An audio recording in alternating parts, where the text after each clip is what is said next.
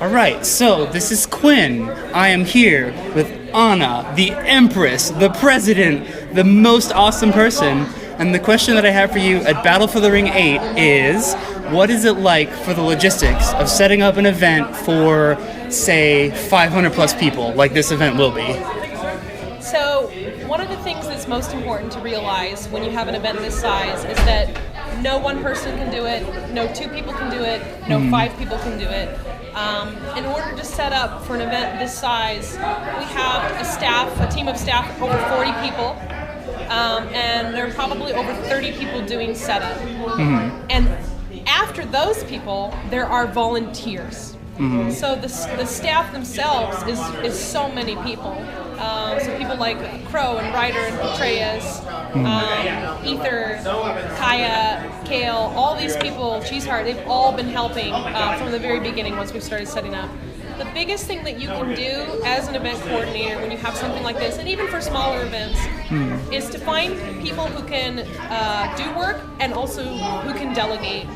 And there really is an art to delegating. So we have lists that are 200 items long for the stuff that they need to do to set up. And it goes by every 15 minutes, the schedule for the priority of their order for how they get set up.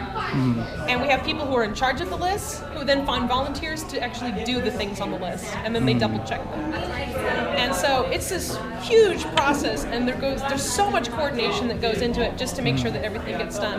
There's so much work that goes into it beforehand, planning what happens and in what order and who should manage it, and also on the actual site with finding the volunteers and getting people to get all the things done. So Excellent. It takes a village. Well, thank you for answering my question. Thank you for your service, and we're going to have an awesome time at Battle for the Ring 8. Woo! Woo! Thank you. All right, so I'm here with Amy. She is one of the head troll people, and we're here at Battle for the Ring 8, 2016, keeping it real. And Amy, I just wanted to ask you real quick, what's it like, the logistics of running troll for such a large event? It takes a year to get ready for, actually. You have to stay organized, and you have to have a massive amount of help and volunteers. For me, Troll is so important because it's the first thing everyone sees. It's the welcoming committee for your weekend. We have over 698 already registered here with us at Battle for the Ring on Sunday. It's our biggest one yet. We're sure we went over 700. We just got that organized right now. It's important that we're able to control the crowds and keep track of where everyone's at. That's the most important thing to us. Great. And that everyone has a good time. Hey. Well, thank you for your time. Thank you for your input, and let's make next year even bigger and better. Bigger and better. Thank you. So I'm Quinn. I'm here with Torn, head of weapons check for Battle for the Ring 8. And so, Torn, I'm wondering, can you tell me two things? Okay. First, what is your responsibility, or what are your responsibilities as head weapons checker? And two, what is it like being head weapons check, man that is a mouthful, at Battle for the Ring 8? Ultimately, the first and foremost concern is safety.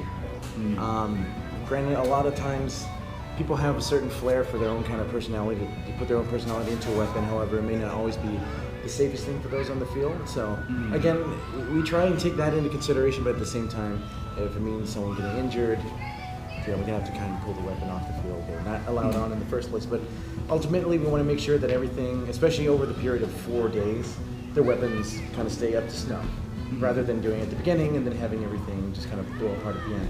And especially this, like, being just over like 700 people now. The first day we checked over 2,000 weapons with a bunch of guys. So yeah, basically safety, sticking to the rules, but still trying to keep it, fun for everyone. And let's see, what was the second question? Well, what's it like for you? Like, what is Okay. as head weapons checker? What is your role? Initially, I was in there with everyone, just like, smacking my shins. My shins are kind of gone from just checking all the weapons, reds, and all that stuff there. Ultimately, what I realized at the end, my job was to make sure that everyone had everything that they needed. Make sure we had plenty of tags, which we actually ran out of the first day, so we had to do a little something there. But just making sure that everyone had enough people. If somebody needed something, I'd run to Troll, or I'd have to announce something that we're closing, or we need more people. Make sure that we had different kind of tape for clarification. and just basically answering a bunch of questions for people asking me, because everyone looks to see who's in charge, and since I am, they want to know why something passed. So either I explain how they can fix it, or one of the reasons why it wouldn't necessarily be safe on the field. Unfortunately, we haven't had a ton of problem with that. People understand and they just kind of conform. So that we really appreciate that. All right, well, thank you very much for your time. Cool. Thank you for your service, Oh. and I'll see you at Battle of the Ring 9. All right. All right, so I'm Quinn. I'm here with Boots. We're at Battle for the Ring 7? 8. Whoa, we're time traveling. We're being correct. super real. But, so I'm here with Boots, the class coordinator here at Battle for the Ring 8. And Boots, I wonder if you could just, give me your 2 cents about what it's like to be class coordinator for such a large event. It's really nutty. Let's put it in one word. It's really nutty. One of the big things we have is people kind of choose to come to events last minute, and I like to be organized, so I like getting things out and just on time. So that makes it a little difficult too. It definitely teaches you how to be a bit more flexible, and you guys have had it with our monster panel. Things have just kind of totally exploded. I mean, yeah, things do get scheduled during big battles too, but that one was a little, yeah. But no, it's a lot of fun. Same with volunteering. I get to meet a lot of new people, and I love hearing when people go like, "We're doing this class. That's so cool. We're having a panel. That's so cool. Hey, I have a really neat idea. Help me flesh it out." Things like that. I would like more GARPy kind of classes going on though, like how to make stuff. Because we have a lot of the A&S classes, but it's more like philosophical, which, Okay, I get you. not to be, not to hate on the philosophical classes, that's very cool we're doing them. Not as necessary or useful. Don't hate me. But no, it's very cool we have. Yes, send all emails to boots@BftR.com. That's not a real email, don't send it there. We might start a thing now. But no, it's really amazing. We have 21 classes over a span of 3 days. We have people teaching 4 classes. We have, it's great. It's great. People are giving up their time to teach a new generation of fighters. And that's important. We gotta pass on the knowledge. Or we're not gonna have things like this anymore. So, volunteer, folks. Teach. All right, well, thank you for answering my questions. Thank you for your time, and I'm looking forward to Battle of the Ring next year. Hi, everyone. I'm Quinn. This is Ember. I'm here at Battle for the Ring 8 on site in Chino Hills, California. And so, Ember, I wonder if you could tell me a little bit about what you do for the event and what it's like doing it at such a large event. Right. Last year at Battle for the Ring 7, we instituted a new program called Safe People. It was wild successful. It helped prevent a lot of issues that came up. This year we started it a little differently. It's now called Blue Lanterns. So I am the head of the Western Blue Lantern side, and then Harma is the head of the Eastern side.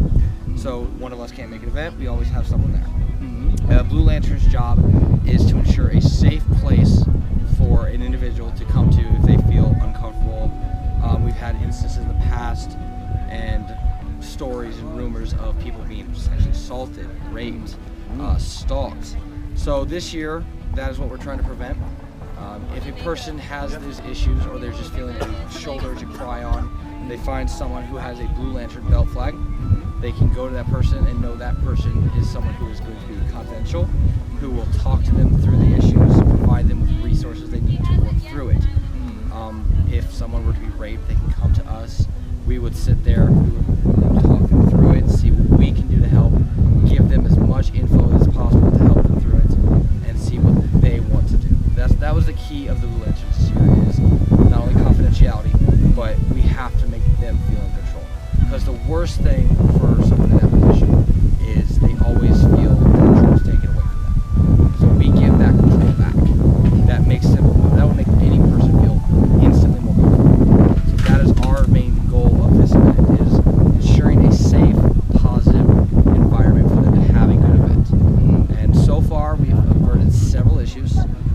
I will not go into details, obviously, but so far far, everyone has taken to the idea with gusto.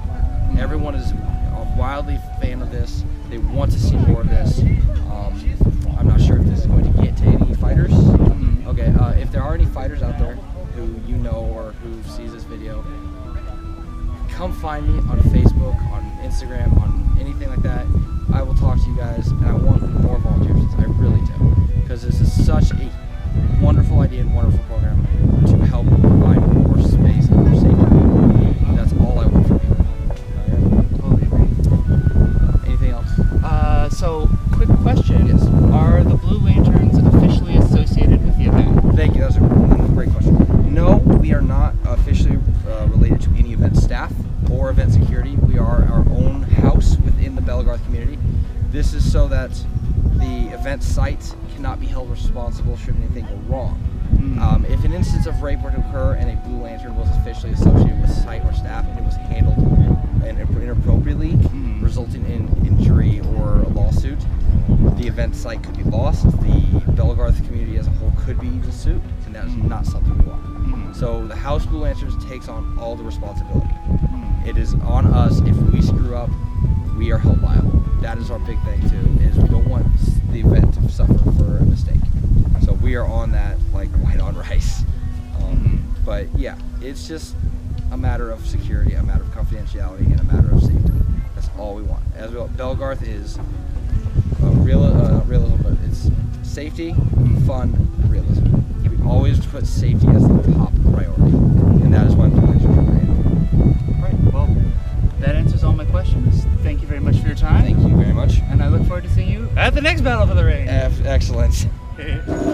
Hi everyone, this is Quinn at Battle for the Ring 8. I'm here with Rev, the head of security. And Rev, I just wanted to know, what's it like to be the head of security at Battle for the Ring 8? Exhausting is the easiest way to put it. No, it's actually been a wonderful year. It really, really has. Given the numbers that we were having, I was expecting a much larger incident ratio. But even the incidents that we have had have been relatively minor, and everything's been really, really chill. Everybody's been very, very laid back, relaxed. Everybody's been having a good time.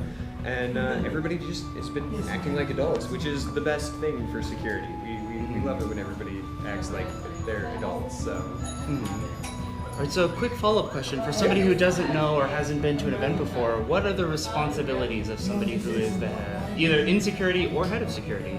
Well, as general security, like I have things broken up into a couple of different teams. I have a hand-picked team that works very closely with me, and that way we have basically a council. It's not quite a democracy, but it is kind of a council that allows us to approach each situation based on the needs of that situation. You know, I have professional bouncers, I have professional guard car carriers, I have actual police officers on my team, and as long as there is some semblance of us. I mean, we're a very aggressive sport. We're a very aggressive bunch of people. We're very hyper competitive, and there are times in which somebody's personal biases might be coming into play, and it's easier to be able to turn to somebody that you know and trust that can make a rational decision and say, hey, I'm sorry, I can't make the decision on this. I would like you to make the decision. I will back you 100%. As head of security, my job is to make sure that those people have the power that they need, or the respect that they need to handle situations in the appropriate manner. I'm just there as kind of a stopgap and general organizer, and the person that, you know, when push comes to shove, if police get involved or if something goes down, I'm the one that's standing there talking to somebody going, okay, this is the situation, this is how we get and really, the best part about security, I think, for my group is that if we're doing our job right, nobody else in the event will know that we've had incidents, or won't know details. There will be rumors, sure. There's always going to be rumors. Somebody saw something or somebody heard something, and it kind of goes from there. But nobody knows what was going on. You know, that stays within us. And then we work with the event coordinators. We'll work for Battle for the Ring. We'll work with Yuri and Anastasia. We'll talk with them afterwards and say, okay, these are the situations. This is how things were handled. This is what happened. 2 years ago, last year, for example, I had that conversation with Anastasia a couple of weeks after the event. And she was like, wait, all of that happened? And I was like, yeah, no, it was handled. And my job is to make sure that they don't have to deal with stuff. And as long as 2 weeks after the event, I can go, this is what happened, and they go, oh, I had no idea, my team has been doing their job correctly. And then out from there, we have enough people. You know, I have a volunteer squad. I mean, everybody's volunteered, but my team is the people that I would trust to handle this. I put out a call for volunteers in general, and they end up being our eyes and ears because there are only 6 of us this year on my team. We had some people fall through that couldn't make it to the event. I've stopgapped where I could, so there's technically closer to 10 or 12 of us, but only 6 of us that are really present at the moment. And so because we can't be everywhere, you know, we can disperse and we're spread throughout the camps. We have security camp that's nice and centralized so that we can do it everywhere. But my volunteer security teams are the people that are doing, you know, a 4-hour shift. Just, you go have fun, you do your thing, and be sober for me. And if something happens, if something happens, they're not to do anything. You know, they'll try and de-escalate the situation verbally. I don't want any of my volunteers to ever, you know, have a punch thrown at them. I'd much rather somebody throw a punch at me than them. And let me and my team handle the big stuff. You know, if somebody's getting drunk and belligerent, hey dude, you want a water bottle? We should come talk with me. It's so much easier. And if they can verbally de-escalate the situation, then that's fantastic. If they can't and they can alert me and my team, we'll handle it from there. And that's the easiest way of doing it. It's a hydra, I guess, would be the mythological analogy for that. So, you know, reverse. Everything's all spread out, and then it all comes in together. We're all in very close contact. Everybody's really good friends. I've had no problems with really anybody this entire event. It's been fantastic. Don't get nearly enough sleep because, you know, security is on all night while everybody's up and drinking and partying. And when we finally get to go to bed, it's about the time for weapons check to start. So. Yeah, it is what it is. I enjoy doing it. I enjoy giving back to the community in this way, and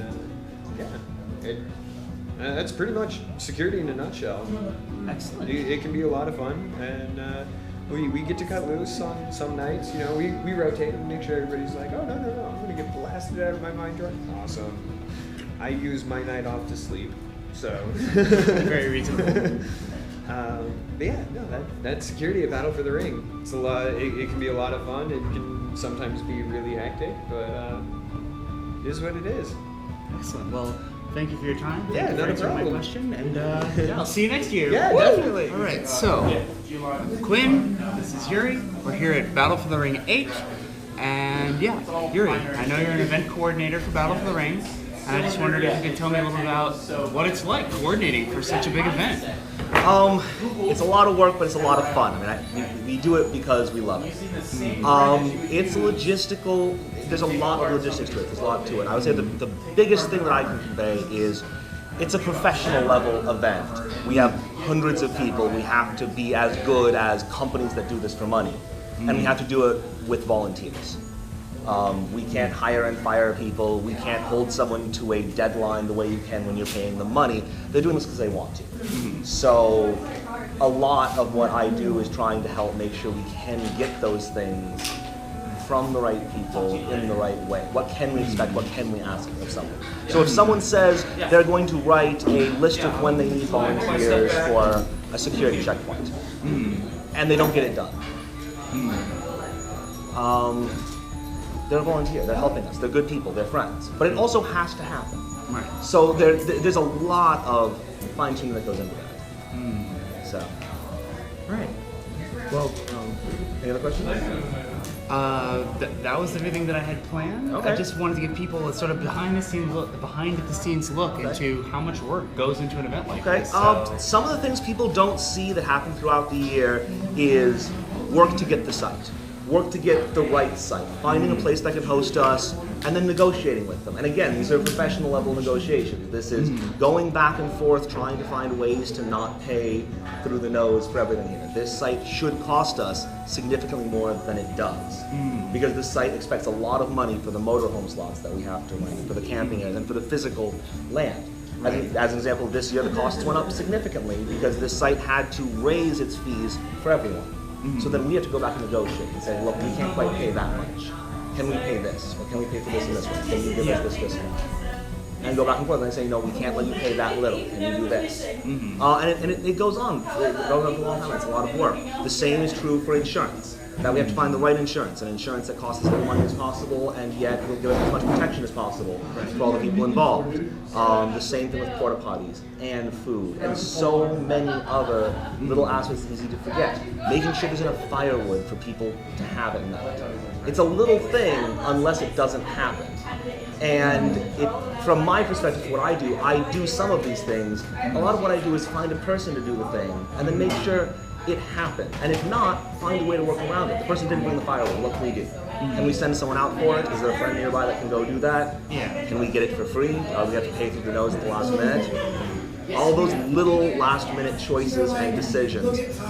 Does this person have to leave the event because of the rule they violated? Or can we let them stay? You make those decisions a dozen times a day and more at an event like this, and it's hard. It really is. But we love it, so that's why we do it. Excellent. Well, thank you for your time. Thank you for answering my questions, and I look forward to seeing you at Battle for the Ring 9. Heck yeah. I don't know. I'm debating if I'm going to show up, but probably. Probably. Hi everyone. I'm back with Yuri. We're going to add a quick little addendum. The best laid plans and all that. But so Yuri, we mentioned before how you are an event coordinator for Battle for the Ring, and I'm wondering if you can actually explain for the folks at home what does an event coordinator actually do, or what is your role? For any event, the term event coordinator just means someone who is at a high level of charge of the event. It can mean different things for different people. At this event, it does mean different things for different people. Anastasia is an event coordinator. She is the one who files all of the paperwork. She is the one who signs all of the checks. She is the event in that sense. She puts it all together. She does anything at the end of the day comes back to her.